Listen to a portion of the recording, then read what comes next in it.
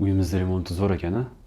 Bu uyimizda to'rxona ekan. Yevro remont, mebel texnikalari bilan. Assalomu alaykum. Sizlar uchun zo'r kvartira topib qo'ydim. Yunusobod 16-kvartalda to'rxonali 6-etaj, 9-etajli domda.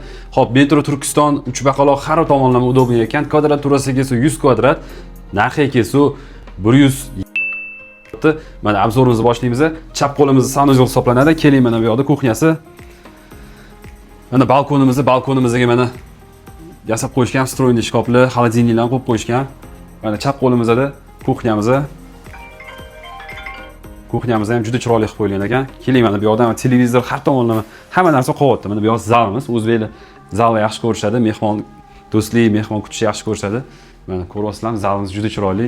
Stenkalari ham bor yoqda, konditsionerlari ham bor o'zini. Keling, mana bu yoqda spalni hisoblanadi.